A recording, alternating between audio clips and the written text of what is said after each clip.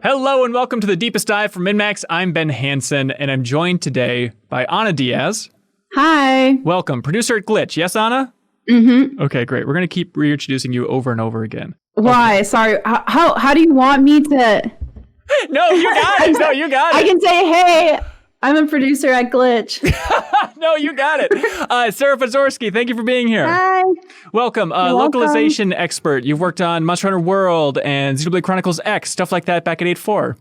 Mm-hmm. Very exciting. And then Kelsey Lewin from the Video Game History Foundation. Welcome, Kelsey. Hi. Kelsey, I saw you tweet the other day, and we're going to talk about Animal Crossing New Horizons, more than you could possibly imagine. But I saw you tweet the other day something about Sim Refinery. Yeah, well, that's not my research. It's my friend Phil, who you may have met because he was at the Game Informer office during one of the weeks of that 5-week expedition we had. Yeah, yeah. But yeah, Sim Refinery. It's a game from a little-known, short-lived division of Maxis. Those Maxis Business Simulations or Business Solutions. I can't remember the exact title. And they had a contract for Chevron to make a sim game about running a refinery. And my friend Phil did a bunch of really excellent research into that, interviewed a ton of people. It was considered a lost game. Might still be, but theoretically someone found a floppy disk. Someone who had worked at Chevron found a floppy disk that had the Sim Refinery game on it. So they're working on trying to get that available, and that's pretty cool. I love that. I love the idea of it's a weird seeing story. Yeah, I want to see how much effort the Maxis developers put into a corporate job like that. How much brilliant game design is there, or is it just kind of we reskinned some sim stuff and pumped it out the door?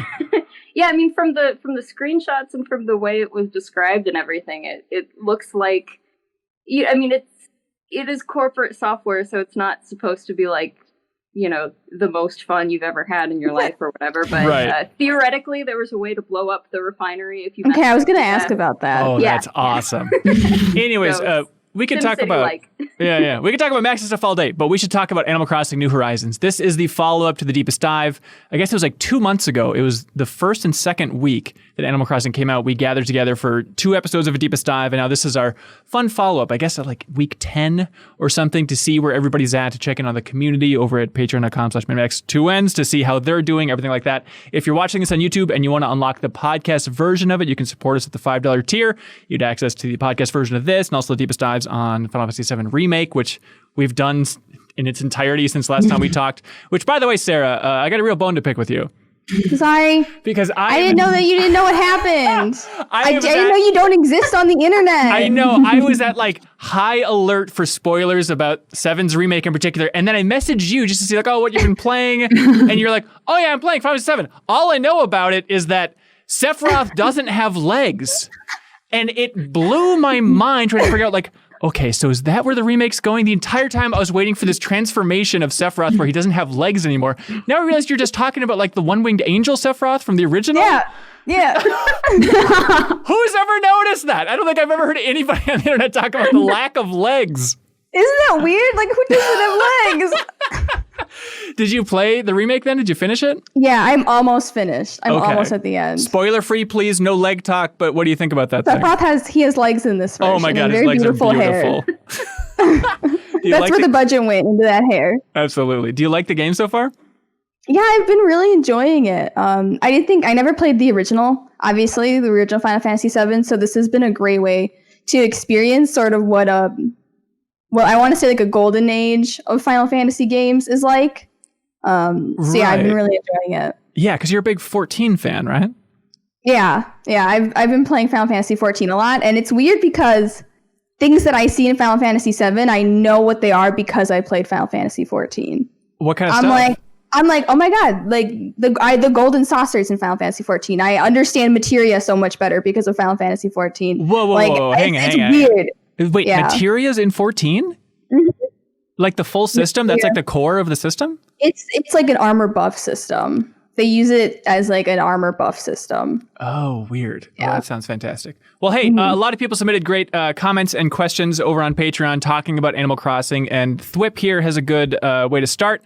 Says, this is my first game in the series and I'm shocked at how much I'm still enjoying it. I originally bought it because my wife wanted to play it, but she has now completely fallen off and I haven't missed a day of playing since release. I'm at over 215 hours and as of today, we have a 5-star island. Congratulations, Thwip. What I'm wondering is how you all are feeling about the game this many days in. Are you still playing daily? What's your hour count? And how do you think this game compares to others in the series? It's the big one, but I guess, Sarah, how are you feeling about this thing? I'm still having a lot of fun with it. Definitely my hour count, I feel like is on the lower side compared to like hardcore people, but like I do work like 9 to 5, so my hours are probably around like 300. Okay, hang on. I really got creepy and looked at everybody's hour counts, and you're at 325 hours. And to say that's on the lower side is insane. Well, like people are like, I see people and they have like 500 hours.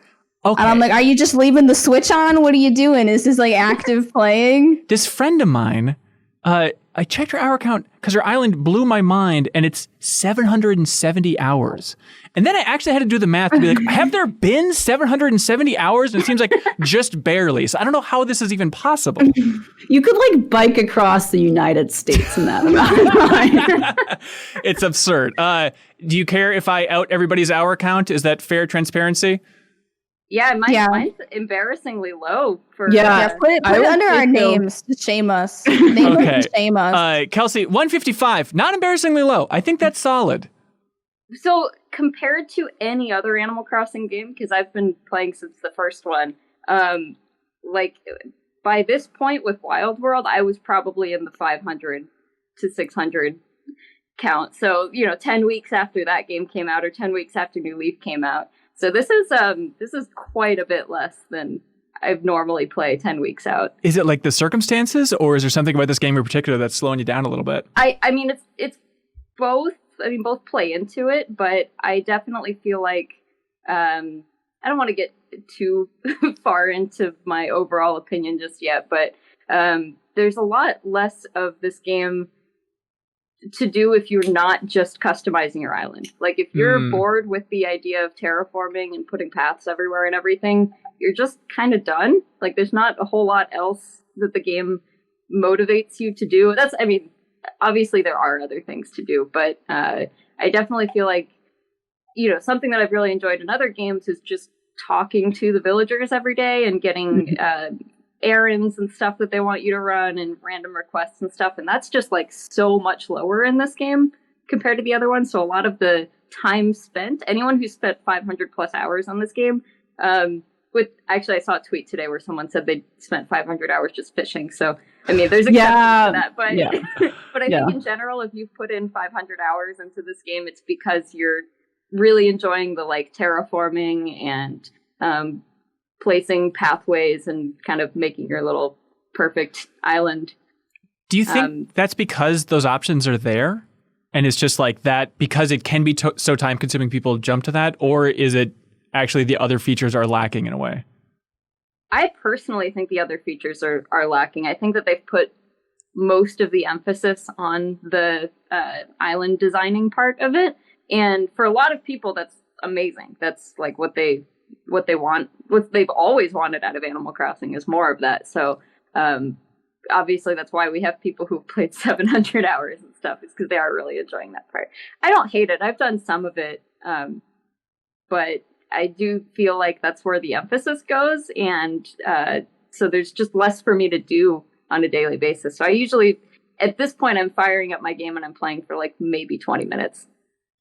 I'd argue that's like a normal way to play the game. That's how I've been playing. No, that's true. I just think, the 10 minute to 20 minute thing, absolutely, that's kind of like a staple of Animal Crossing. But I used to say, okay, I've done all of the daily things to do. I've done my check-in and that takes 10 minutes.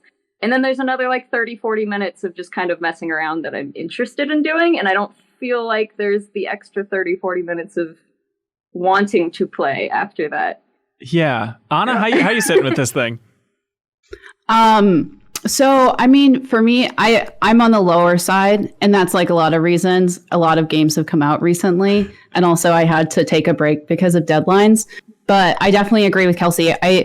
I think something that's been hard for me is like one of my favorite things about Animal Crossing is like the charm of the characters. And so like I have this polar bear Tutu, right? And I've talked to her and it's been like the same dialogue like over 10 times. And so I feel like it is a little bit lacking in that sense. And it's hard for me. What motivates me is almost like developing a relationship with my villagers. And I feel like it's been harder to do that. On the other hand, I've really enjoyed like taking photos with my villagers and not even using like the photo island, but just hanging out with them and doing that. I haven't been as into designing my island, but I love like making them outfits, giving it to them, giving them gifts. I solely exist to give my islanders gifts.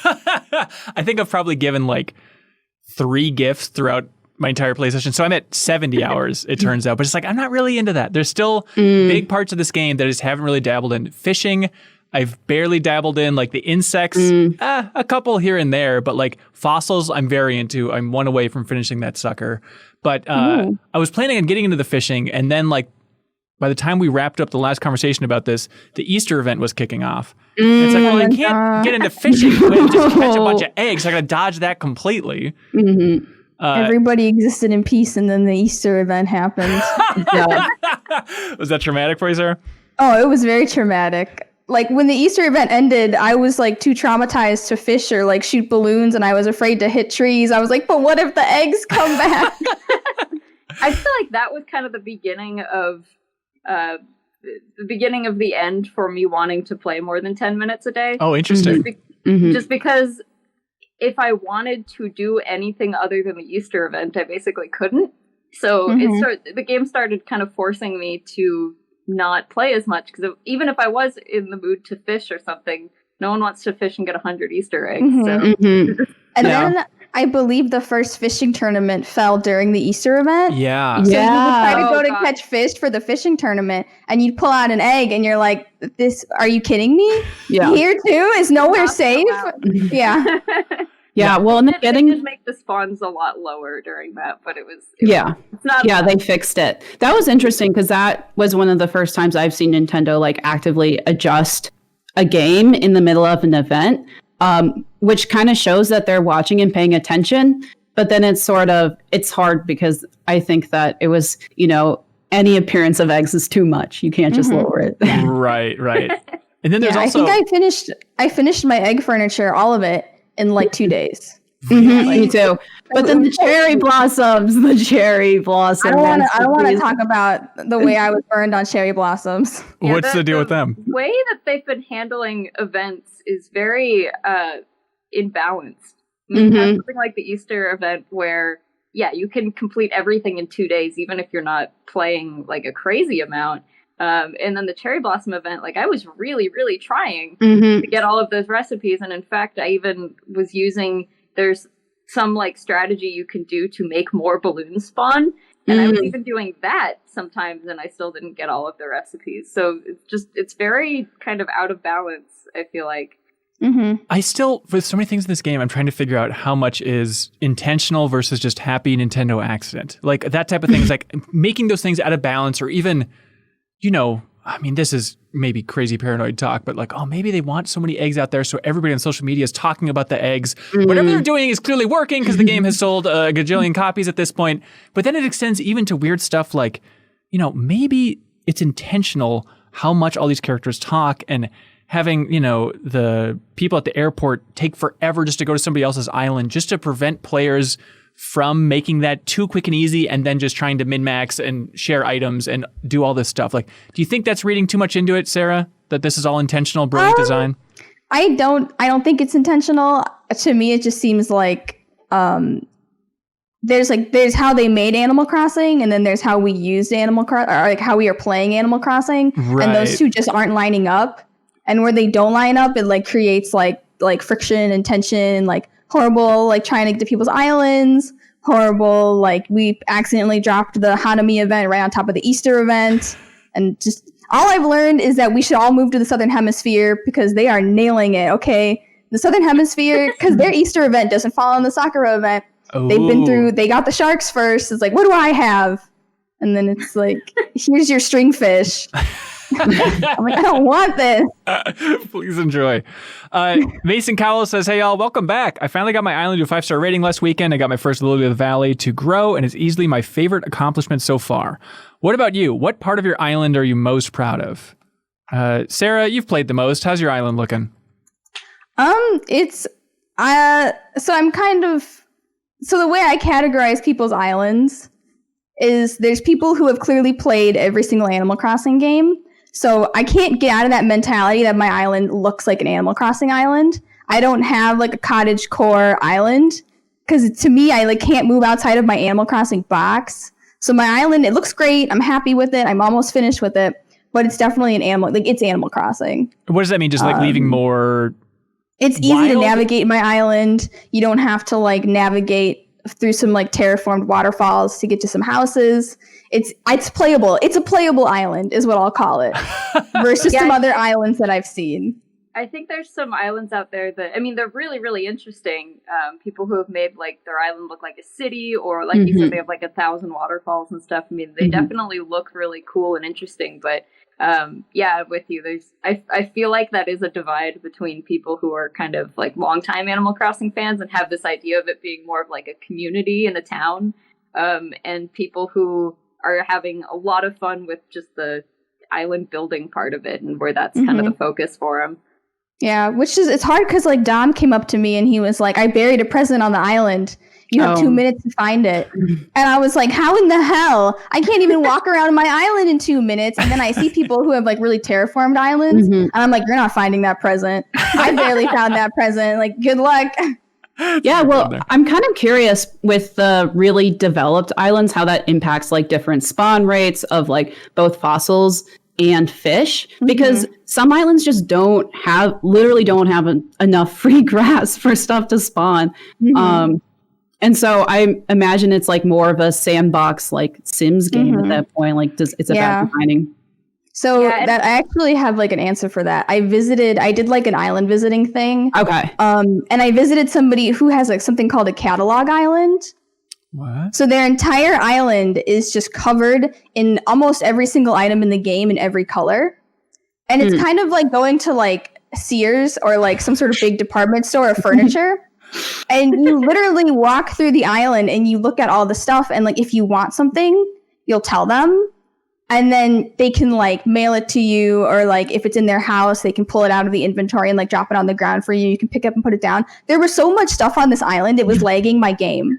What the like hell? The game was like stuttering while I was walking through this island. And I was like, how do you play this game? How do you even play? And he's like, well, I can't catch a banded dragonfly because you can't run in a straight line for like more than 2 feet before you hit something. So you can't catch bugs. You can probably only fish, but it's like to them it doesn't matter because he has like every single item in the game. And that's what some people are getting out of. I mean, that's what they like out of this game, and it's very, very different from any other Animal Crossing. I mean, even going back as far as like Wild World, there have always been people who are interested in transforming their town in some way. I remember when I was playing Wild World a bunch, there were people who would make like water islands, and they'd put they'd make designs that look like water, and they'd put them all around and everything, so it looked like all the buildings are floating and stuff. So there's always been like some level of that, but this game lets you take it to such an extreme with the ability to terraform and put items outside. And I mean, it totally changes. It changes the entire like intention and feeling of the game for a lot of people. There's, a lot of us, I think, we're still playing the game relatively like a normal Animal Crossing. I mean, I'm putting stuff outside and stuff, of course, but I feel like all three of us are still approaching it as an Animal Crossing game, and then other people are just approaching it as something else entirely.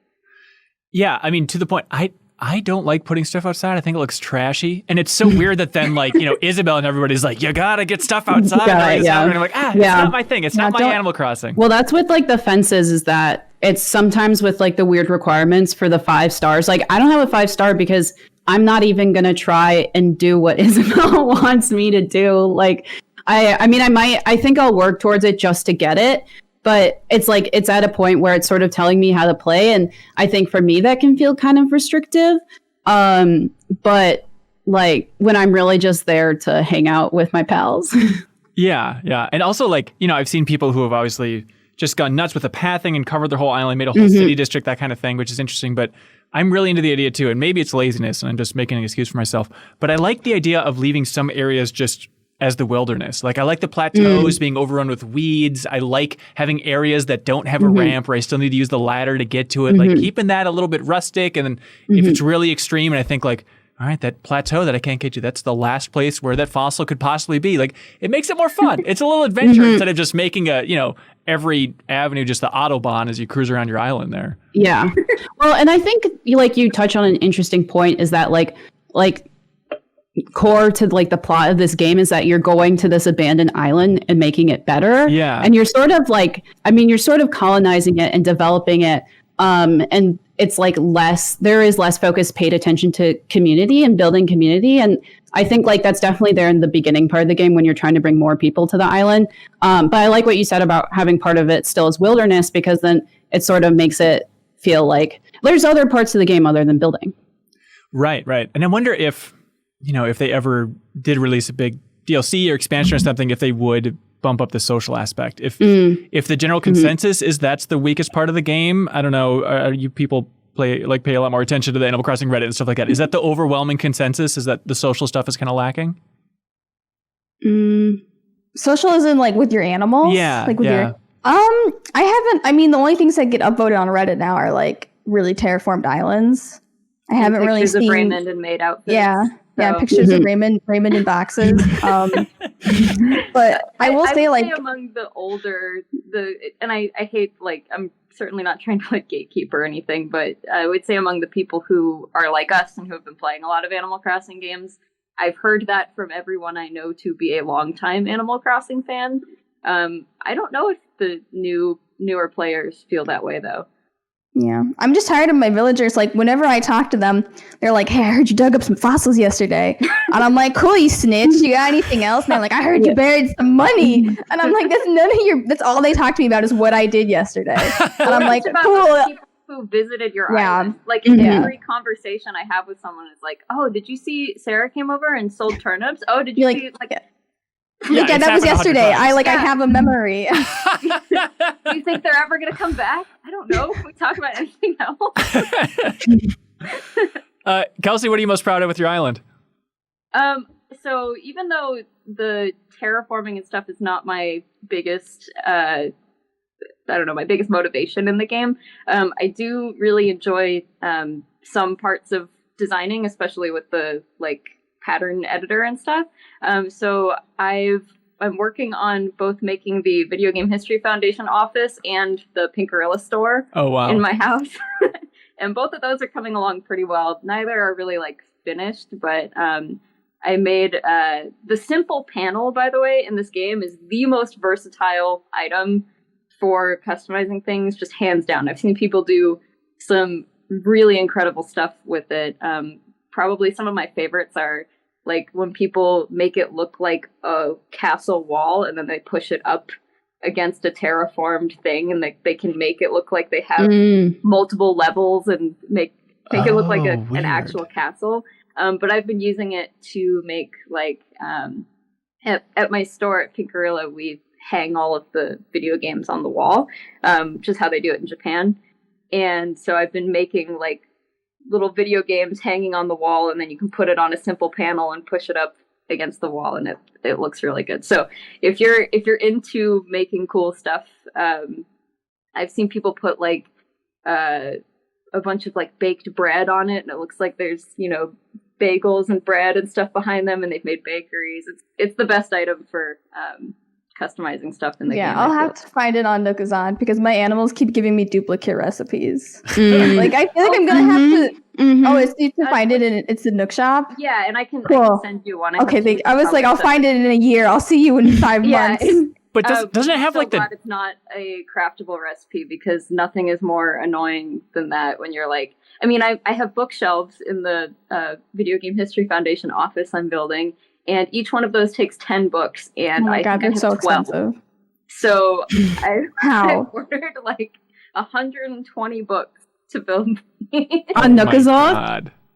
No, you can order them from the catalog. Okay, from the catalog. Yeah, okay, but crafting items that you then want to like customize and put in your house on any sort of scale, like if you want more than 2, is so annoying. Yeah. Okay, with the simple panel though, doesn't it have like that annoying top? Like, doesn't that kind of take you out of the illusion because you can see the edges of it so clearly?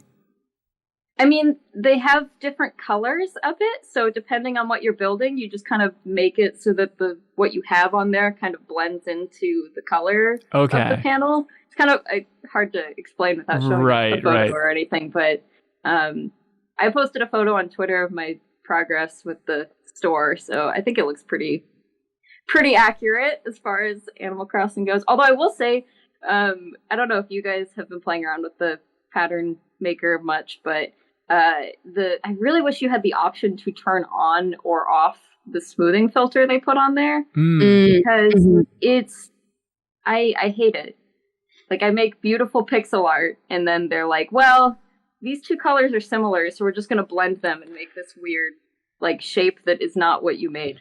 It's really hard to get like sharp pixels or sharp shapes on there, because if you don't have high contrast colors, they like blend them together in weird angles and ways and stuff. I don't know. Oh, that's really frustrating. I was on a mission since the last time we recorded of like, I want to have some goal, like come up with some theme for my house or my island.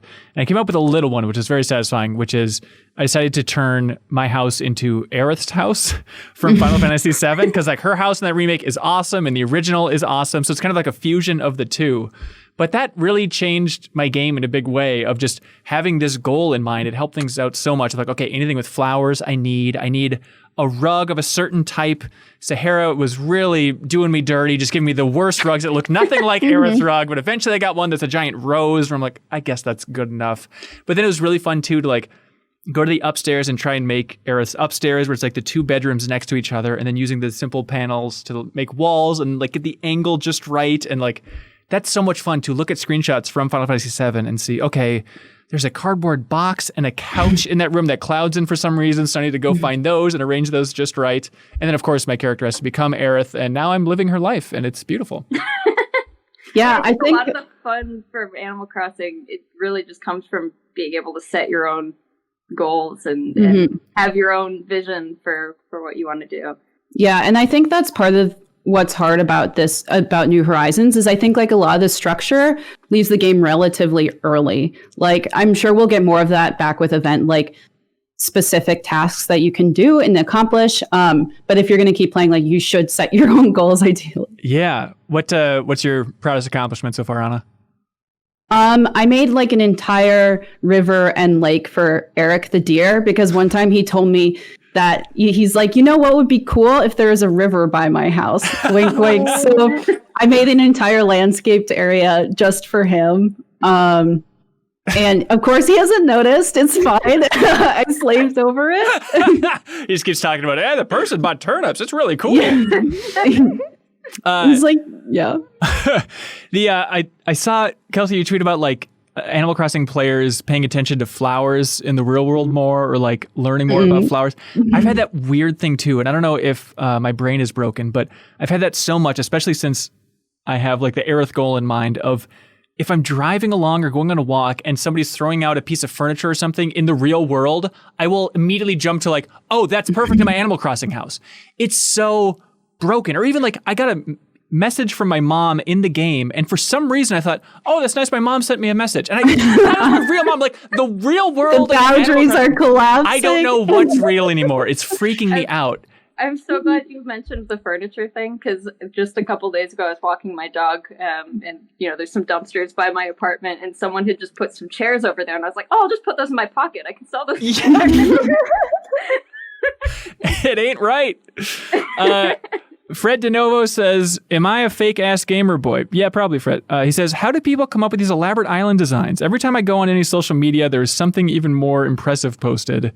I mean, we talked a lot about like the FOMO aspect of Animal Crossing last time around, but how's everybody doing with that? Is everybody still angry every time they see a better-looking island? I'm just going to leech off their designs. Like, I'm just going to copy them.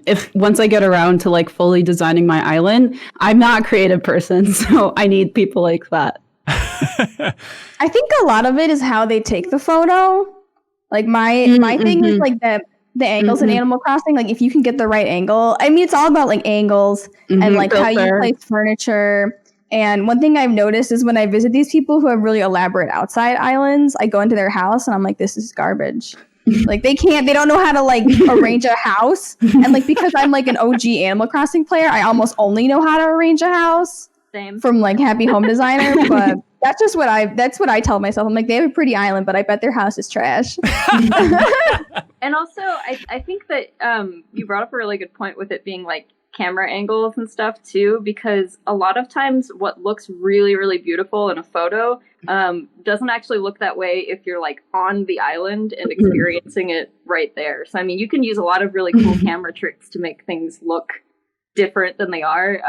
I started noticing that a lot when I was playing Pocket Camp, the mobile game. If you go on like Instagram and stuff, there are people taking all of these beautiful, beautiful photos, but like I know how that furniture works, and I know that they've just kind of like zoomed in and made this angle so that it looks really impressive and cool, which is an art in itself. I mean, I still think that's really cool, but there are still a lot of limitations to this game, and so it's not always exactly as it seems, I think. It's like real life real estate showing. Yeah. Like when you look at apartments online and you go in your person and you're like, dang, this is pretty small. Isn't that great? Yeah, this carpet is squishy. What the hell is happening here? Yeah. Sarah, I saw you tweet about Pocket Camp the other day. And something like how reasons why it's better than New Horizons or something like that. Yeah. So in Pocket Camp, because of its like, you know, it's a mobile game, it's pretty limited. You can't actually walk around and stuff. The furniture in Pocket Camp is really interactive. And you can watch your villagers in your camp play with the furniture. They'll like, if it's like a drink, they'll drink it. If it's a snack, they'll eat it. They'll like climb inside the tower of a castle. They'll swing on swings. And then you come to my island and here's Dom sitting right next to a bench on the ground. right next to the bench, he's sitting on the ground. And I'm like, what are you doing? Like the animals on my island, they don't touch. I built them a cafe. They don't use it. I built them a little tea. They don't use it. I built a restaurant on the water. It's like a little restaurant, and you have to go up a ramp to get up to it. And I've literally never seen an animal even walk up that ramp. I'm like, like you don't even have to sit down; just visit. Just yeah, they stay away from furniture that's like too clustered or something. I'm curious because I have seen videos of villagers doing fun stuff like Naruto running like up and down ramps and like just doing cute things. And I'm like, wait, when are my villagers going to do those cute things? Like, how do I unlock that? You got to motivate them a little bit more. Yeah, it's confusing. I mean, it'll be only ramps redesign. Yeah. Maybe I'm too much of a simpleton, but I'm still impressed by just dumb little things like how consistent some of the logic is for the villager. Like, you know, Lyman, the jock koala guy, he's like, hey, can I sell you the sleeping bag? I was like, no, that's fine. And then he's like, okay, maybe Anchovy wants it. I'll see you later. And then later he like runs up to me. This is like, you know, a couple hours later after playing. And he's like, hey, can I give you the sleeping bag for free? Like, I just love the idea that like, you know, the game remembers that he has that in his inventory. It's such a simple little thing. I guess Anchovy didn't want it. Yeah, exactly. He's like, I got to get this off my hands. It's covered in blood. Anyways, Tyler Carver says, okay, what can I look forward to when it comes to bamboo DIYs in the future? I just got the game about a week ago, and my first bamboo shoots.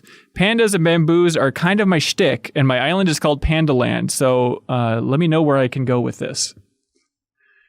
Does anybody have a good bamboo? Well, you missed the some of the DIYs that were during that 2-week stretch during the Sakura Festival.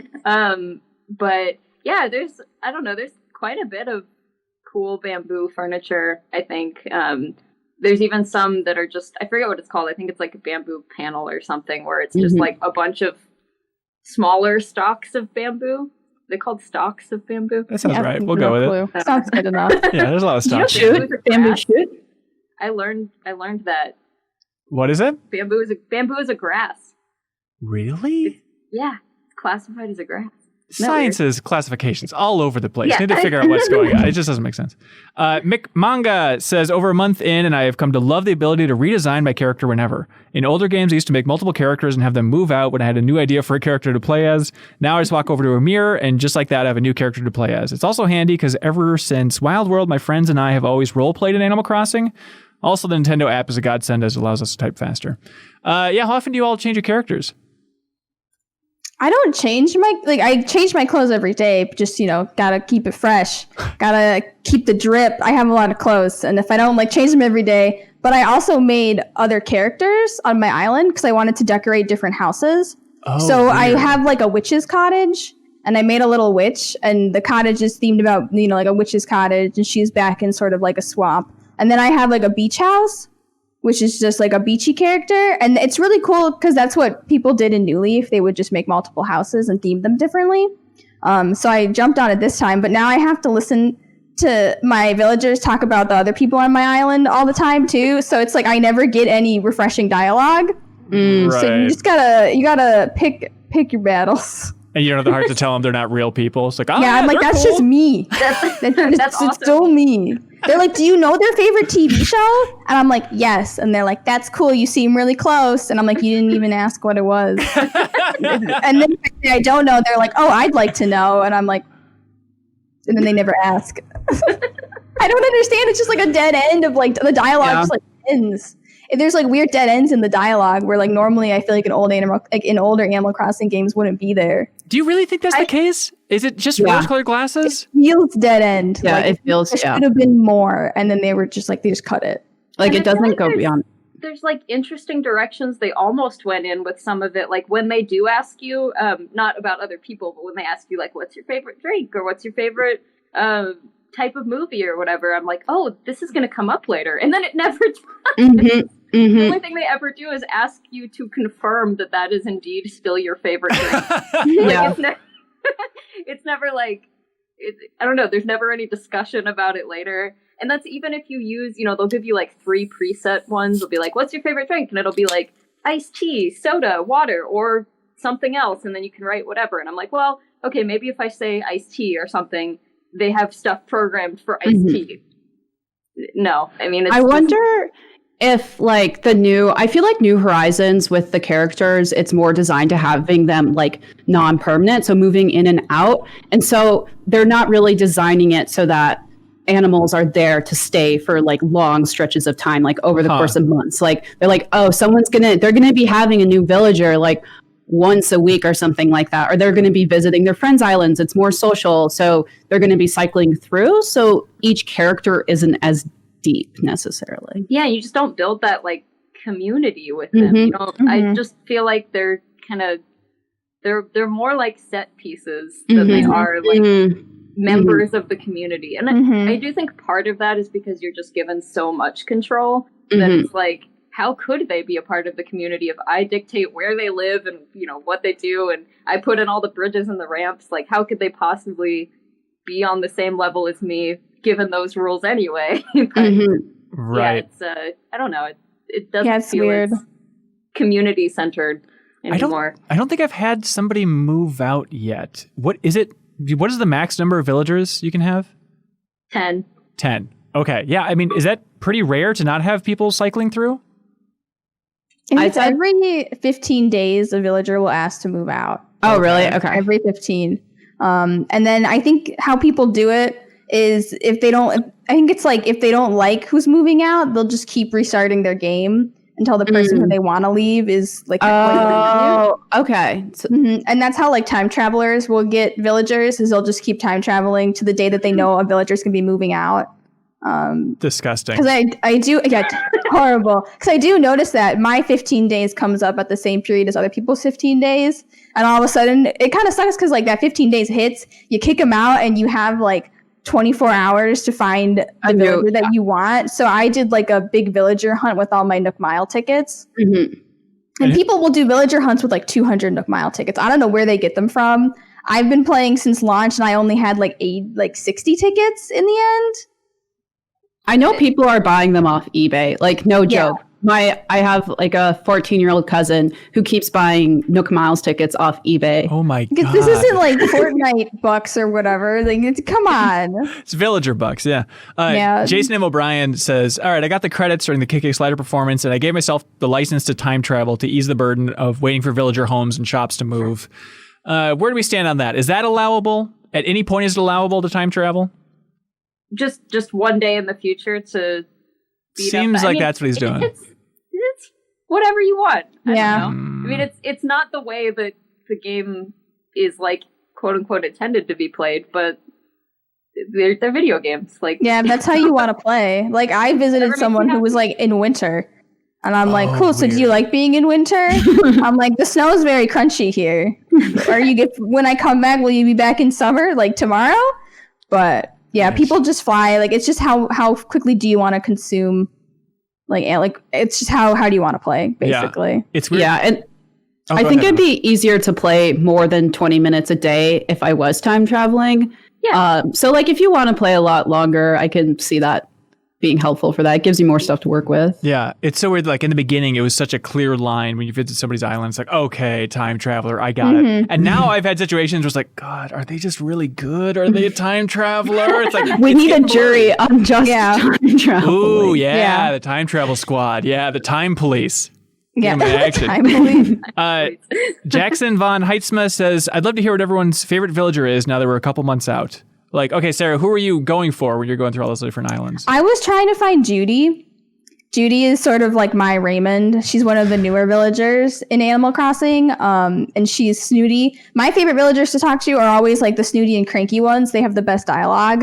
You can only, I'm limited to only one pop star per island. So only one like peppy villager per island, and then only one jock, because those are the worst to talk to.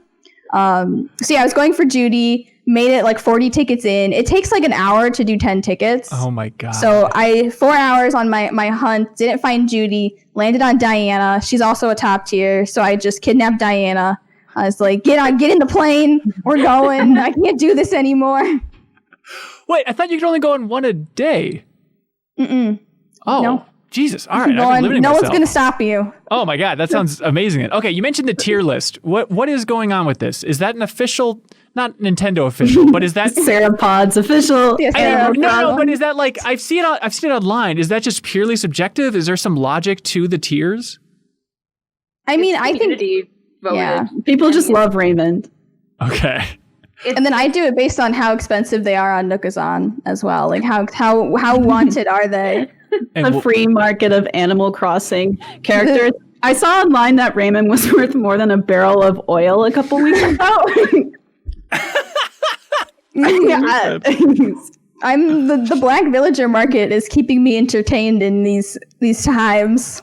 The best villager. And by the way, if anyone's freaked out by this is technically not new. It was back in the day. There was a site called NookBay that I was actually a moderator on, and it was a form site / actual eBay type thing for Animal Crossing stuff back in the Wild World and City Folk days. So this has kind of always been a thing, and even way back. And this is kind of weird, but people would try to sell items from like the first Animal Crossing on eBay and stuff sometimes, which is stupid. Because as we later figured out, there's a way to kind of generate the codes for items so that you can just kind of make infinite ones and not have to buy them from anything. That game, I'll try to make this really short. Obviously it wasn't online, but you could the game had like an encoder thing where you could generate a code to send to someone else, and then they could input that code, and the game would just be able to know what item you sent based on whatever algorithm made that code in the first place. That was kind of a difficult explanation. But yeah, people would even sell those on eBay way back in the day. So there's always been a weird black market around Animal Crossing. But I think this is really the first time that villagers have played this big of a role in the black market. Yeah. And did you guys see the star fragment trees? Yeah. Yes. Yeah. I love me some illegal illicit star fragment trees. Nintendo, please crack down. Wait, what is this? Did you see the dino trees and the fish trees? Basically, they've managed to mod the trees in the game like they're bell trees, but instead of spawning bags of bells, they'll spawn basically any item in the game. So people really like star fragments. And I really you can like the tree trees. Yeah, and then you can put the tree on the trees. But basically, you can sell. You can basically sell this to people, and it was like 10 trees for $50 is what they were going for. Oh, weird. I don't know what the long-term effects of that are going to be, because like you said, these are this is an impossible item, right? Like this is an item that's not supposed to exist in the game at all. So I don't know if like there's going to be a patch that just turns them all into nothing trees, or you know, like you're paying money for something that we don't know if is going to be around forever. Honestly, those people are living on the edge. Like Nintendo could come around and patch it like next month. Like they're paying attention, but like do it for the moon and the star fragment recipes. Like just get out while the getting's good. Yeah. Yeah, just take your photos and then Nintendo like deletes your account. It was worth it. I lived. Because they're hacked, so they don't work like regular trees. It's not like they're growing star fragments. It's if you shake it, just for the photos. If you shake the trees, the star fragments just fall off and they won't like regrow. Weird. But yeah, I'm such an idiot. I should know this after how much time I've put into Animal Crossing. And again, this is the weirdest thing, is to spend 70 hours in a game and still feel like a rookie idiot. And then like combined with, I played a lot of New Leaf, I played a lot of the original one, but I thought that the stupid money trees like regrew. And so I had this whole area where it's like, okay, in the topmost plateau, I'm going to plant just Money Town. It's going to be awesome. Did you plant it out plot by plot? Yeah. Like I really tried to make it beautiful. And then I just sat there and realized at a certain point, like, oh, this is the biggest mistake. Like trees have been the biggest headache that I've had. Well, not quite. There's been more. But just like trees, and realizing at a certain point that it's not worth it to have items hidden behind the trees at any point. So like all my fruit, anything like that, even the houses, I'm sick of things overlapping other things. So like I just need one horizontal row of everything. So I have pulled my hair out, but I finally made it so that all the villagers' houses are just in one horizontal row, just one main street. Because I don't want that weird thing of, okay, you can kind of see the door over here. I know it looks better, but you wince at that, Sarah. I this is all my villagers. They all live in a row. It just seems like villager prison. I don't know, like it's villager suburbs. Yeah, there's some horizontal trees. I notice a lot of like newer players keep putting their villagers in like village blocks, and then the rest of their island will be terraformed. And to me, I'm just so used to the original Animal Crossing. I spread everybody out immediately. I'm like, you can live by the beach, like you have a beach house, like you get to live in the farm area, like you get to live in the Japanese mountain range, like, and the other people are like, they live in the neighborhood. No one ever makes themselves live in the neighborhood. Right? It's all in the neighborhood, and it's awful. We're special, of course. To a cow. They're kings and queens of the island up in this like terraformed, multi-level thing to get to your house, and everyone else is to this neighborhood. Well, and I feel like that reinforces like this point that we keep coming back to, is that a lot of times you play not really as like a community member, but as like this all-powerful being that can terraform the island. I tried to build a neighborhood, or I'm making a neighborhood. I had about like 5 houses in a row, but the fact that you can't look over it top down is so exhausting, and that you have to be looking at, and then you put the plot down. Like I have built houses like 1 block off so many times that I'm just like, forget about it. Like I think that's part of what is pushing me away from terraforming and like building a really pretty island, is that basic stuff. Like moving the museum around or moving houses around is expensive and difficult. Like you can't just do a top-down map editor. I know, you just need that grid from in the house, because I'm totally with you. It helped a little bit to like, okay, I'm going to make the path go along, and then I can try and eyeball it. But still, you mess up, and then it's like, okay, now it's going to take 2 days because you have to move it far away to Abu Dhabi, and then move it back and try and realign it perfectly. And it's just so frustrating. Just for Nook is way overcharging you. Yeah. Well, thank God I went hot and heavy into the stock market. And so I'm at like 15 million bells. It's like, I think I'm fine. Oh my God. Wait, 15 million? Yeah. Is that too much? I assumed everybody's just been going nuts with that. No, I think that's average for somebody. For some reason, and I don't know like how to say this, but a lot of the men that I know who play Animal Crossing all went really hard into the stock market. Yeah, we're not creative. I don't know if I only know men playing Animal Crossing, but they're like, I have 15 million bells. And I'm like, let me see your island. And there's like, it's empty. And I'm like, what are you going to do with that money? What are you going to spend on? Guys who work in like finance, and then you go back to their apartment and it's like, it's like a mattress on the ground. I do think that's a thing, because I totally got called out too by somebody like, what are you doing? You have all this money, but what are you doing with it? It's like, just moving some things around. I don't know. They're like, I'm waiting for a piece of furniture. And I'm like, well, can you put another piece of furniture there while you wait for the other piece of furniture? And they're like, no. It's I don't know. It's just for me. Mine's like it's a constant change, a constant growing. Like I swap out furniture, or like it's always evolving. So I never have any money. Basically, I'm just consistently poor. I think you're doing it the smarter way. It's like playing an RTS game and just like trying to get resources and watching all the numbers go up. It's like, no, you're supposed to keep that at bare minimum to keep pumping stuff out, you idiot. I totally get it. But still, especially since they fixed they fixed the interest rate. You guys remember that? That was also during the Easter event. People were upset. So yeah.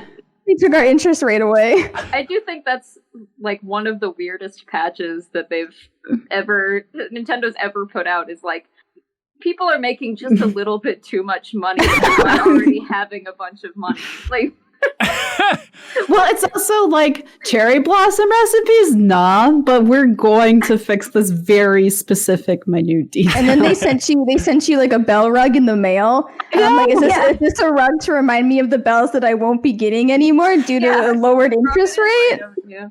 There was like a finance journal that reported on that specifically. I'm like, interesting. Yeah. It's probably their highest viewed article of the month too. I'm sure they're really probably, yeah.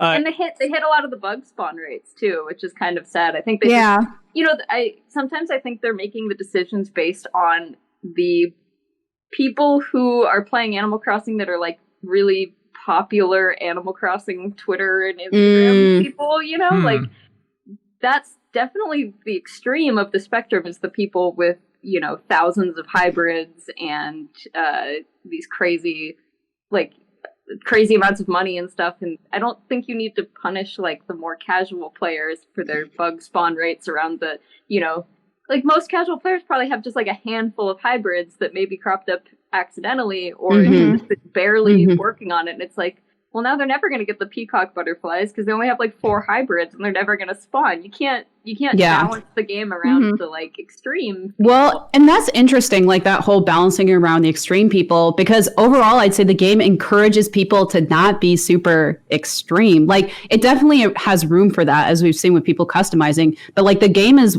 like a perfectly happy experience playing 20 minutes a day. So like, why wouldn't you think of those people? Yeah. Ana, how's the TikTok Animal Crossing community going?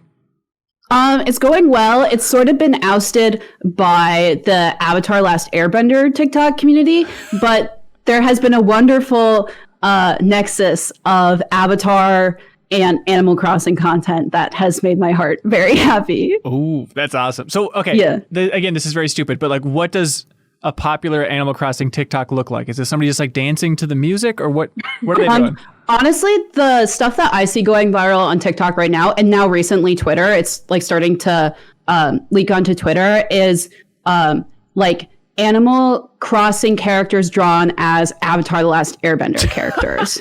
Okay. I've also seen like reenactments of scenes as Animal Crossing characters. That's my favorite thing that I've been seeing, and I'm not on TikTok, so I've just been seeing whatever leaks onto Twitter. But yeah, people will take scenes from movies or TV shows or whatever, and then they'll go to that photo island and they will try to do like a scene recreation with an Animal Crossing or photo recreation with an Animal Crossing. And I think that's a really cool, interesting way to play with this game. Like, there's an office recreation that's amazing. Oh, it's so funny. Yeah, crazy.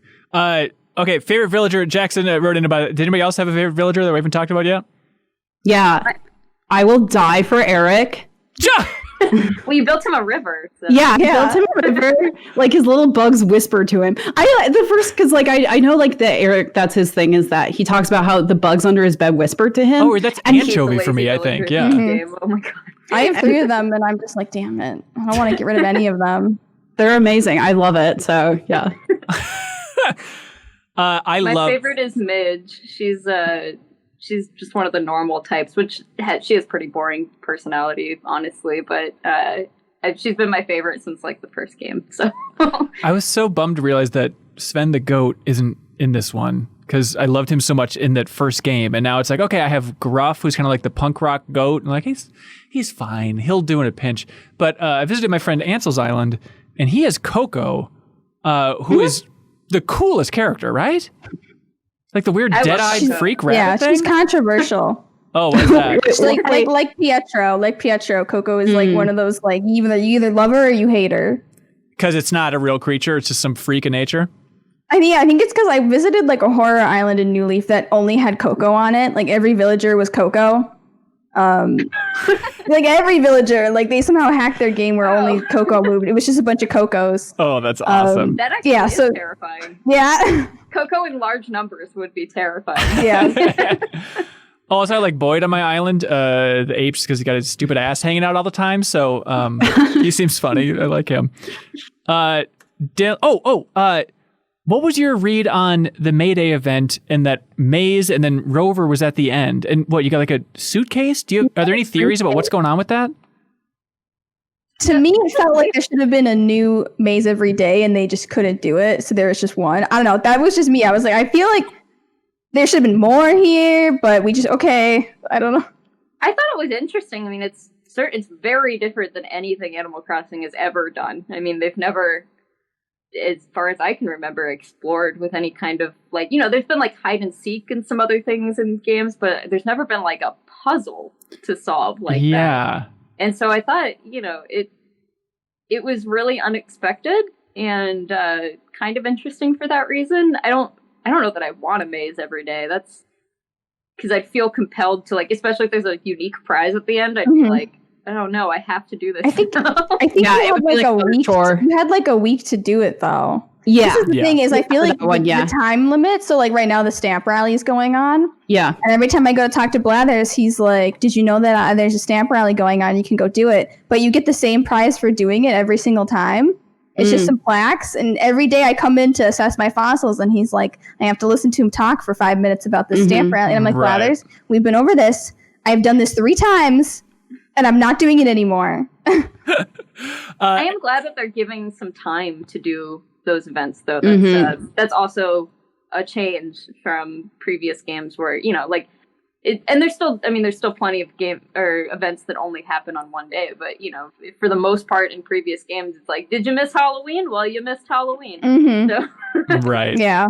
It's kind of cool to have a little bit of time to do some of these events. For sure. John Skovic writes in, he says, I wanted to tell the story of what it's like to celebrate your birthday in Animal Crossing, which is just one day. They really go out of their way to make it feel special. When you start playing that day, your most veteran villager is standing outside your house and says that they have to show you something. When you get there, your 3 oldest villagers turn on the lights and surprise you with one of their houses fully decorated with streamers, balloons, cupcakes, and a piñata. They're all dressed to the nines, and seeing Al the gorilla in a white formal suit with a top hat was a real treat. Then you get a stack of cupcakes you can go around and share with your villagers, who all act flustered and give you presents they clearly just came up with on the spot. And then Tom Preston replied to John's comment there on Patreon and says, I visited my wife's island a couple days before her birthday while KK was there doing his gig. When I spoke to him, he reminded me of her upcoming birthday and asked me to write a birthday message for her. On her birthday, KK shows up and plays a birthday song over a slideshow of birthday messages from me and her neighbors. Isn't that sweet? That's so cute. It's so sweet. Yeah. We celebrated my mom's birthday in Animal Crossing, and actually, CNN reported on it. What? Yeah, because so this reporter, Shani Lau, was looking for like folks who were older playing Animal Crossing. So my mom started to play with me, and so my cousins and I, we all planned a surprise birthday party for her in Animal Crossing.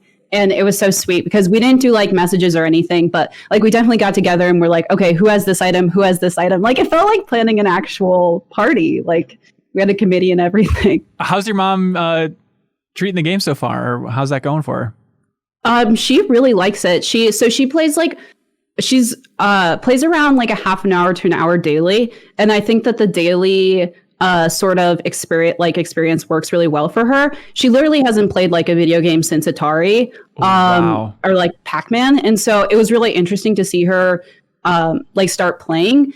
I had my little brother sort of set everything up for her. And sometimes that can be the biggest boundary. But as far as playing the game goes, like since she knows she has me to text questions to, or she'll call me and be like, wait, how do I do this? How do I do this? We'll like troubleshoot together. She's still playing and really, really likes it. So that's fun for me to experience. I think one of my favorite parts of the game, actually. Yeah. I mean, that's kind of the elephant in the room, is just like the social aspect, obviously online, but then like, we started this group text thread, and it's rare that a day goes by that there's not a conversation about, turnip prices or just how does this work? How does that work? Like having the experts in that big group text and stuff has been really nice.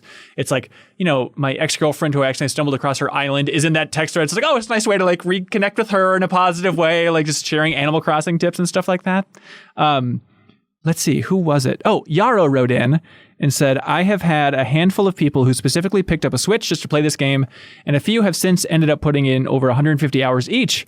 I've loved how our conversations have been dominated by this game and how people I've never talked with about games are now asking about getting fish or how to upgrade their homes. I've been helping them decorate their islands and come up with themes, and it's been the most fun I've ever had. Ever, Yarrow? That's amazing. For example, I have been helping one of my friends come up with an idea for a playground lounge area on her island, helping her get a jacuzzi and figuring out what to put where and what looks good together, while also cleverly using terraforming to enhance things is a blast. As someone who didn't have many friends who gamed growing up, I never got to share that excitement with people, and Animal Crossing has allowed me to do that, and it's wonderful. I mean, wild. I agree. Sharing what you love with other people is fantastic, and Animal Crossing's almost allowed us to do that on a mass scale. Yeah, absolutely. Ricky Winterborn also says it's really cool how much you can learn about a friend by visiting their island and seeing what decisions they make differently than you and what they prioritize and how OCD they are. Yeah, it's revealing. Also, you realize this person is much more creative than I expected because their island is just blowing me out of the water. Yeah, that's one of my favorite parts about this game is just visiting other people. And even if, they don't have a crazy terraformed island or like fully formed ideas or something. I mean, just the way that people interact with their island can be really telling and can teach you a lot about your friends, which I think is cool. Yeah. Eric Reed says, Crazy Red is literally driving me crazy. I've only had him show up once more after his initial appearance. Given that there are over 40 works of art, at this rate, I might have a completed museum by the year 2030. They definitely need to boost how often he shows up. That's like the one remaining thing that's like really true old school Animal Crossing in this game. Yeah. Because it used to be even worse. He would still show up that infrequently, but also there was no way to tell which painting was fake. It would just be random. So yeah, I mean, to finish the art part of your museum is supposed to be kind of like the ultimate waiting game challenge. It's like the final frontier. It's the hardest thing to do. Yeah, and I don't know if it used to be that he always had one real painting, but he showed up twice for me and everything's been fake. And I'm just like, don't come back. Yeah, everything. You showed up twice and everything. Don't come back. Okay, I don't want to see you around here anymore. Maybe you'll have no fakes. Yeah, you can have all fakes or no fakes. And then some people are like, oh yeah, everything's real on my island. Like you can come, and then I like literally went to someone else's island and bought one of their real paintings because you can only buy one. Cool. So but you have 3 characters, so if he ever shows up with all real ones, you can knock out I can one. literally just, There's a lot of benefit to having more than one character on your island. BeatenDownBrian says, for what felt like weeks, I lived in a landfill trying to spawn and then correctly time catching a fly for my dumb museum. Did anyone else struggle with this? I don't know. Insect spawns are hard in this game. Like, I haven't enjoyed insect hunting as much, nearly. Yeah, I guess just getting a fly, was it tricky for anybody else? I haven't done it yet. I haven't tried yet. I haven't tried either. Okay. I don't think I've tried to get a fly either. I kind of forget how you do it because the rotten turnips is ants. I think the fly, you like put out a bunch of the trash furniture and stuff, but like, yeah. Gotcha. I don't know if I want to do that to my island at this point. I'm like, but it's so nice. And then they're like, throw trash on the ground. Destroy it. Nick McKernan says, it's a small change, but I wish there was a user-friendly way of journaling in the game. There's so many beautiful areas and leisure spots. Finding a scenic bench at sundown only to pull out your phone and check Nook Miles designs, etc. feels a little empty. Man. It'd be so interesting to have the option of writing journaling on the Nook phone, and it'd be a natural iteration on the sending letter system. I could totally imagine people down the line finishing novels, a year of journal entries, etc. if given the choice. Typing and drawing on the phone is so quick now, there'd have to be a way for this to be user-friendly with the Switch, right? That's another thing that's in the first game. Yeah. It never came back, and I wish it did, because there was some, I mean, I used to keep a journal in that first game, and by the way, typing on the GameCube, well, you could have that horrible the keyboard GameCube controller. Doesn't work. Oh, really? Yep, it only works with Phantasy Star. Oh my god. I know because I have that controller and I have tried. I tried to go back in my GameCube game because I know I wrote in my journal. So I tried to go back and check my journal, and it just like deletes it after a certain amount of years. Like I couldn't go back to like 2001. Yeah, I could only go back to like 2011 or something, and I was like, "Excuse me." You're just deleting my childish thoughts and memories. That's it wouldn't scroll back to 2001. That's so disappointing. I would love to see more people keep just like an internet blog about their towns. There's a guy I'm going to butcher his name. It's like JVGS Jeff, who's been blogging his many Animal Crossing towns like since something like 2004 or something like that. And he's kept up on all of them. The GameCube town, his Wild World town, his City Folk town, all of them. And he keeps a blog about what's going on in the town and everything. And I think that that's so cool and such an interesting way to like keep the spirit of your community alive and interact with this game. And I would love to see more people doing that with their towns. Yeah, well, especially since right now it's kind of unprecedented times. And so it would be interesting just in general to see what people are writing about. Like, it's just a way to structure journaling. Yeah, yeah. This is maybe one of those very dumb things. I know people bring up these comparisons all the time, but as a history nerd, Kelsey, I'm curious what you think. But on the 8-4 podcast, Sarah's an alum. Tina, who's new over there, she just brought up the obvious point that I hadn't thought about, that in 2001, the retro games they included in Animal Crossing were closer to the release of Animal Crossing 1 than Animal Crossing 1 is to Animal Crossing New Horizons right now. Does that make sense? Okay. Yes. So the NES games that were playable were closer to the release of the first Animal Crossing than the first Animal Crossing is to New Horizons. Yes. Is that what you're saying? Yes. Okay. Is that one of those just dumb things that isn't interesting as I think it is? I think that's kind of cool. I think that there's no way that retro games are ever coming back to an Animal Crossing game now. Because that actually was like a brand new thing. Nintendo at that point was not repackaging and reselling their old games yet.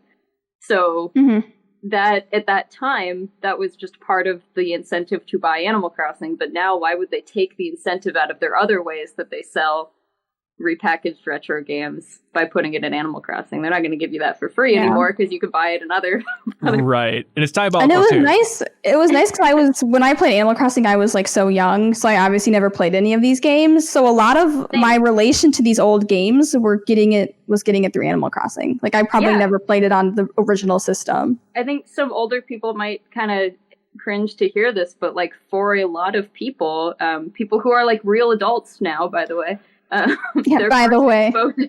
Their first exposure to NES games, or at least to a lot of these NES games, was in Animal Crossing. That was the first time I played something like Excite Bike or Ice Climber or whatever. Like I hadn't played those before.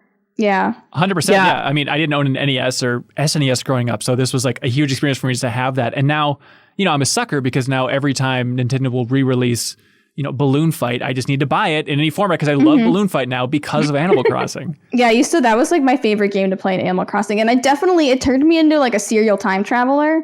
Because you could only get them for Christmas. Right. You can only get them from Jingle on Christmas.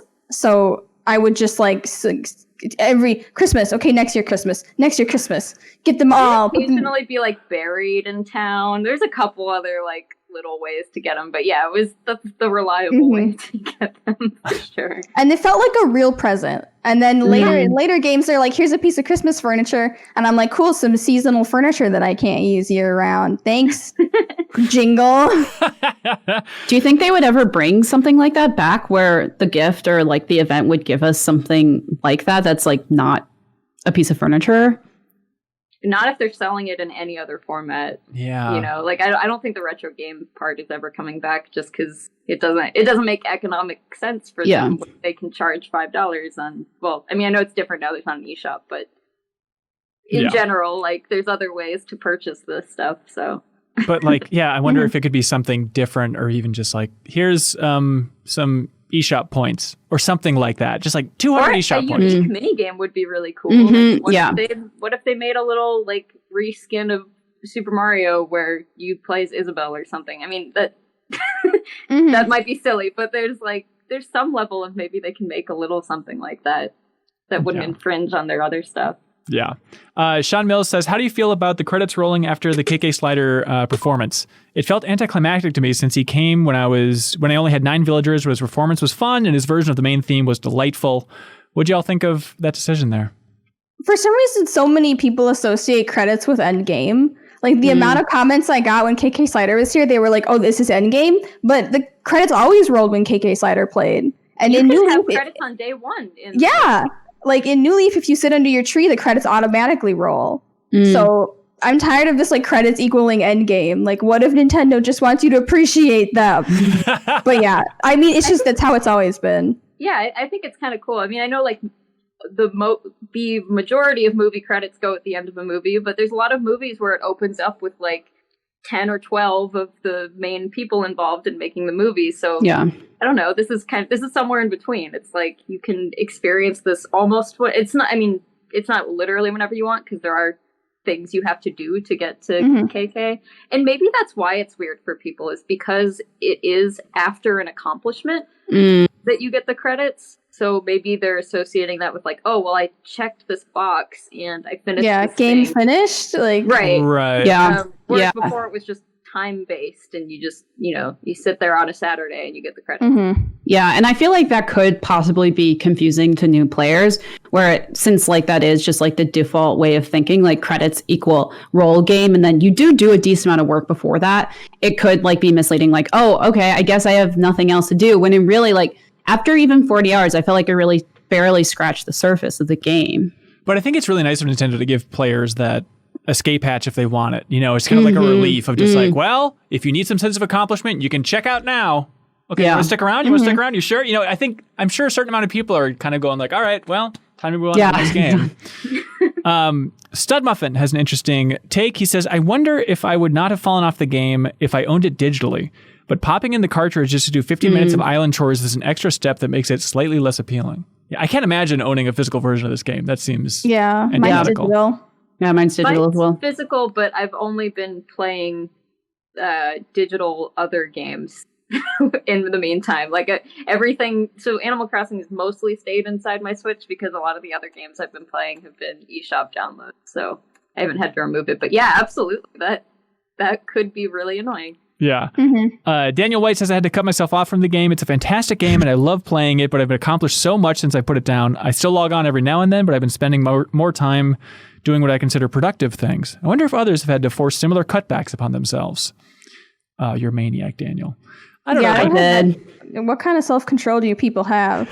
Like, I literally I had to put my Switch away because I had a lot of deadlines one week and I just knew it wasn't, sometimes I actually would play it out just for pull it out, play it for 20 minutes. But I especially since I was still in the first month of play, I couldn't stop myself. I think Animal Crossing can be dangerous in that way just because you can do things that feel like major accomplishments, but that aren't real world major accomplishments. Like when I finish a really nice pattern and I get it set up in my house and everything, I'm like, I just had a productive day. And then I'm like, wait, no, I didn't. I played a video game. Which is kind of why it's nice, while we're under quarantine, but it is this double-edged sword. It's if you have stuff in the house, to get done, I need to pin an Ethernet cord. It's not very, good. But it's nice in that you can pick it up and put it down, and there's no sort of time punishment on it either. So I'll pick it up and I'll be oh, I'll catch this butterfly, and then I'll put it down, and then I'll pick it up again. Yeah. Well, and I will say Animal Crossing isn't I just can't binge it that well. It's not the kind of game where I'll play for 6 to 10 hours. I have just fallen into a game, and I haven't experienced that with Animal Crossing. Yeah. So. Yeah, that falls off after the first couple weeks of the game, I think, unless you're one of the people who is really, really into the terraforming and island building aspect. I think for most people it's pretty easy to turn it into a 20 to 30 minute game a day. Yeah. Yeah. Have you guys been watching Gary Whitta's talk show, Animal Talking, which I feel like that name could be a little bit better, but it has blown up in a confusing way where Sting was on it and Elijah Wood and Danny Trejo. Are you guys watching that thing at all? It's fascinating. I think again, this goes back to how people are recreating movie scenes and stuff in Animal Crossing. I think just the medium it lends itself really well to kind of making this different spin on just a talk show is whatever, right? But now it's well, you have the people, they're still there, and you have these kind of approximations of themselves. They have avatars that look like them, but they're in a different environment, and it's not literally Danny Trejo or whatever sitting there. So I think something about that is really appealing to people just because it's different but not crazy abstract. Yeah, I'm kind of wondering what the longevity on a show like that will be, because like it's garnered a really large audience. So where do you go from that? Like after, do you literally keep making an Animal Crossing show, or do you just turn it back into a real show, like at some point? I'm sure CBS or is there will buy another it. game that comes out with different avatars you can use or something? Yeah.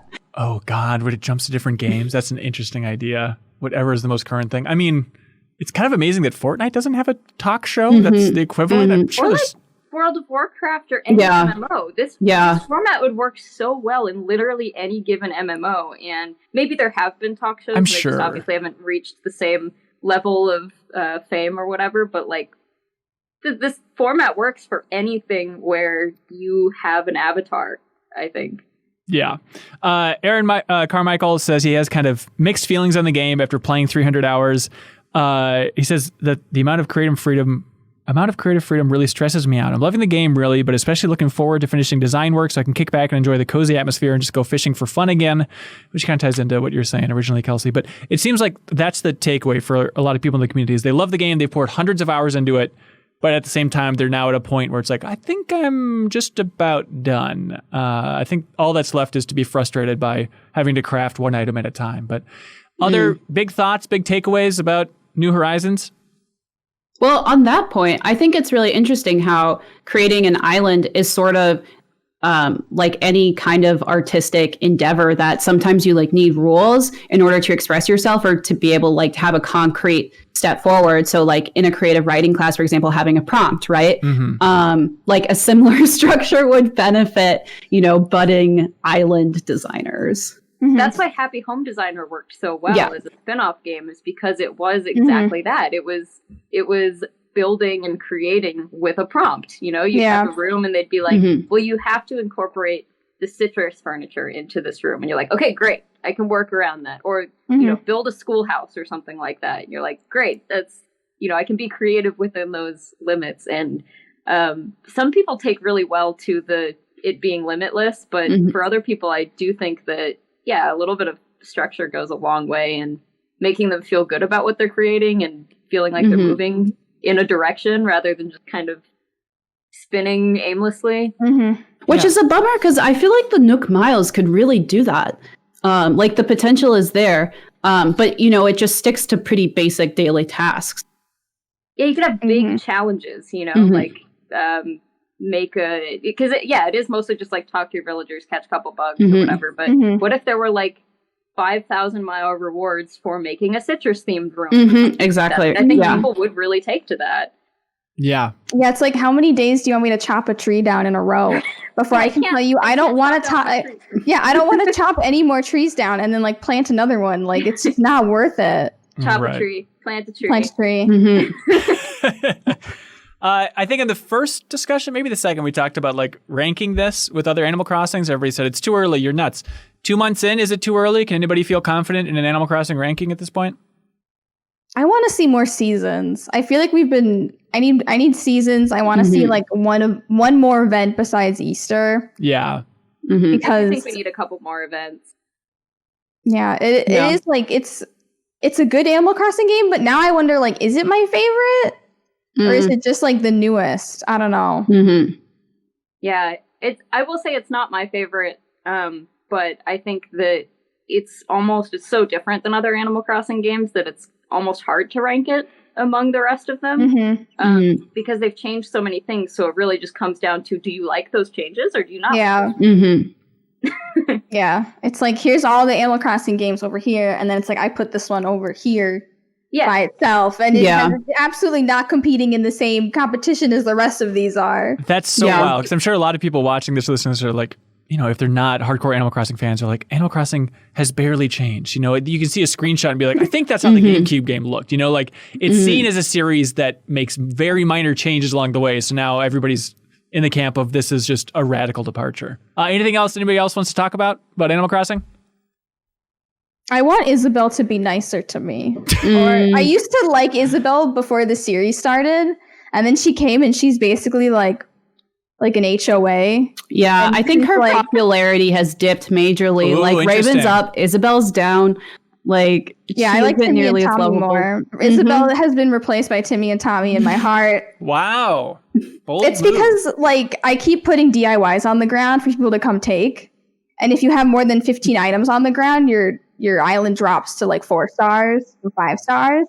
And I'm like, you can't put DIY, you can't store DIYs, you can't mail DIYs. So it's like you have to just leave them on the ground. And then Isabelle's like, somebody said there is some stuff on the ground, and this town is now trashed. And I'm like, oh yeah, ignore like our Zen garden and outside our infinity pool. Yeah, let's talk about the 15 pieces of paper I left on the ground. So I'm keep all my DIYs fenced and stuff too. It's like, look, this is contained. This is like it's supposed to be like this. Yeah. And you put all this organization and thought, and she's like, not enough fences. Yeah. Yeah, not enough fences. Too many trees. I do love like the 1-star island review, I think, which I might have got several times in a row. But like, I love that somebody left a comment, one of the villagers, and like, well, I visited the island. It's not that great, but at least there's no ghosts here. That's like the nicest thing they can say about your island. And then like Wisp is there like crying in the corner. Like. Exactly. Maybe you're trying to connect to it in some way. Awesome. Any other hot takes about Animal Crossing? Fantastic. Ana, Sarah, Kelsey, thank you for joining us on this grand adventure in the deepest dive in Animal Crossing New Horizons. Excellent work. And thank you everybody in the community for submitting wonderful comments. Yay. Most Thank excellent. you. Most excellent. I want to say this is the end of the road, but maybe 2 years from now, we can check back in and see how everybody's New Horizons game is You going. can always go deeper. Yeah. Yeah. My art museum might be finished by then. Oh. Kelsey, you really could do this forever. We could do another deepest dive I in know. like a year. At some point, we got to move on to something Yeah, and then we new. finally see all the seasons. So, and then we can pick if it's our favorite. There we go. That works out. Yeah. But for the next deepest dive, I think we're going to do a shorter one, kind of like a one-off before a bigger one that you can probably guess coming out in June. But that one's going to be a community vote, the shorter one. So please look forward to that next week on MinnMax. It should be a good time. But Kelsey, anything you want to plug? Yeah, you can follow me on Twitter at Kelsey Lewin or check out the Video Game History Foundation at gamehistory.org. Awesome. Sarah? Yeah, you can follow me on Twitter at SarahPods. And then I also stream 4 times a week on Twitch, also under the name of SarahPods. Very smart. Also, yeah, thank you for the gameplay footage. If you're watching the video version of this, that's all Sarah's Wonderful Island. Ana? You can find me at Pokachi on Twitter, or you can find my organization at Hey Glitch. Awesome. All right. Thanks so much, everybody. We'll see you next time. Bye. MinnMax is a Patreon about games, friends, and getting better. The Deepest Dive is the best, most thorough discussions about games on the internet. Prove us wrong, please. The MinnMax Show podcast airs every Thursday. Patreon supporters vote on what we stream every single week, and a whole lot more. Give us a shot, try subscribing to the YouTube channel, and we hope we can win you over.